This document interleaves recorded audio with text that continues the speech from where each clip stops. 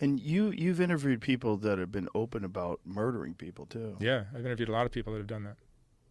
You know, I'll interview people. I mean, I could do a whole YouTube channel on what happens after the interviews that I do. Really? Like, Well, yeah, there's a lot of people get in trouble. No, nobody's ever gotten in trouble. The cops have Really? never come after anybody.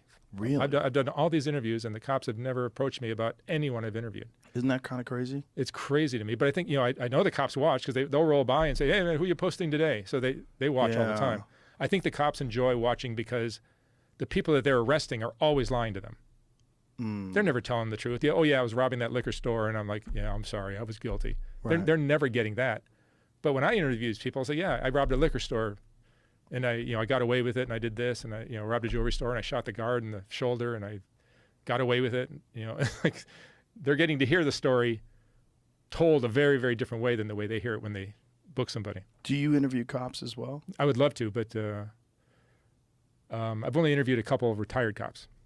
And they're great stories, great Yeah. storytellers and great stories. Perhaps my favorite video on my channel is Mike Dowd, who's Yes, I know Mike. I've had him on the podcast. Mike's the best. That documentary. Fuck.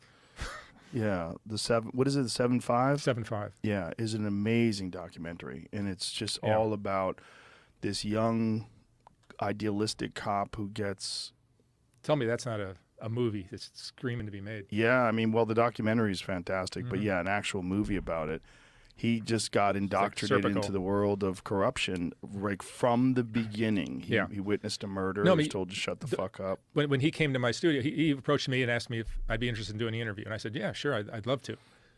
And we were talking as he was driving up from Orange County to me. He lives, I think, in New York and Florida, but he was in Orange County for something. So he's driving up. We're talking on the phone.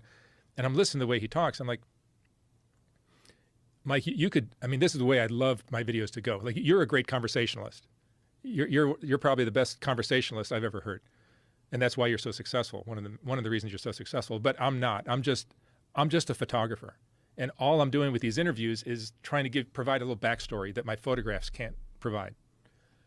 So when Mike was driving up, he's talking to me on the phone. And I'm like, he's such a great speaker. And I love listening to him. Even when he's just talking about what time he's going to be there. His voice and the way he talks is great. So New York. And I said, Mike, let me run something by you. And this is what I love to do. I wish every video on my channel was like this. I said, could you do this whole talk where you tell your entire story without me saying a single word? He goes, oh yeah, no problem. I can do that. And I'm like, let's try it. So he came in and he did I didn't make a single noise. I said thank you at the very end. And that was it. And that's the way I love, those are my best interviews, where I don't say a word. Well, he's a perfect candidate for he's that. the best. And I've had some even drug addicts to do it, and I've had other people do it. And very often what happens is I'll ask them, my typical questions are like, where are you from? What was your family like? And sometimes they just take the ball and run with it. Yeah. And then they do the whole thing on their own, and I don't say another word. So that's almost the same thing. And that's the way I love it. I'm not looking to have a conversation like you and I are having right now. Right. I'm not good at that anyway. Right. That's not my strength. My strength is the photograph. The reason why I asked you about cops is I feel about cops the same way I'm feeling about you, but even to more in an extreme, that they're exposed to things that they cannot unsee, and the pressure and the stress of that is so overwhelming. And also they're thought of as the enemy, and they're not appreciated, and the risks that they take are not taken into consideration, and the stress and the PTSD that they almost all have. Every one of those cops has seen videos of a cop pulling someone over for a routine traffic stop and getting gunned down. Yep. They've all seen that, and they know that that's a possibility. Every time they pull up to a car that has tinted windows, they have no idea what's going on. No, after doing what I'm doing, which is not as dangerous as what the cops are doing, because they're clearly trying to get somebody and put him in jail or prison. Yeah. I'm just trying to give them money for an interview. So my danger is not as high as theirs, but I can relate to how dangerous their life is, because every single person they approach is potentially going to shoot them, run, do something. Or they're mentally ill and they're going to just do something crazy. I follow a few, there's police-related Instagram pages that sort of highlight that are really well done. One of them is Police Posts, and Faces of Rampart is another one. And it's these cops that post these videos, and it's educational. It just shows people. First of all, it's educational to other police officers, because a lot of them, they talk about what went wrong here, situational awareness, why why this officer got in trouble, what you should do, and how this officer handled this in an incompetent way, or this you should never allow something to escalate to this place. But a lot of it is just you are forced to look at what they experience on an everyday basis, where everyone they're talking to is lying to them. Everyone they're talking to has a potential, and then they also develop this horrible cynicism about human beings and everyone they pull over. They just get so overwhelmed from decades of this job. Yeah.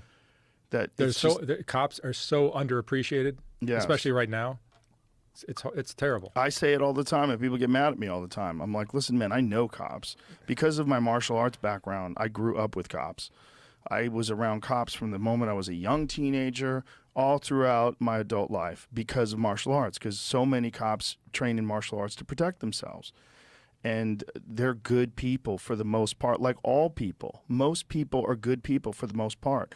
But good people that are forced into jobs that have horrific pressures attached to them and horrific consequences if anything goes wrong. And paid very little. Yes, and they're under just unbelievable stress, and they make terrible errors because of that stress.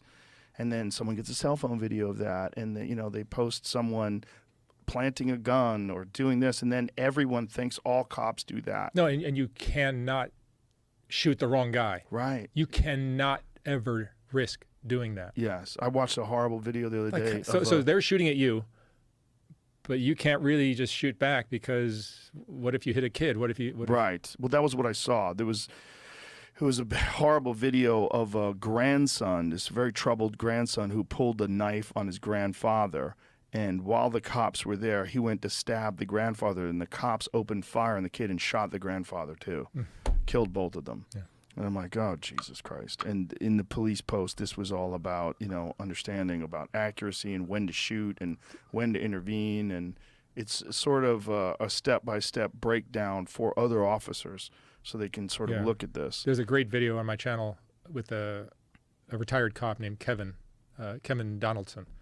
It's a great story about PTSD of being a cop and what the aftermath of all that is. Can't even imagine what their minds must be like when, especially someone who works in a horrible neighborhood where you're constantly dealing with that.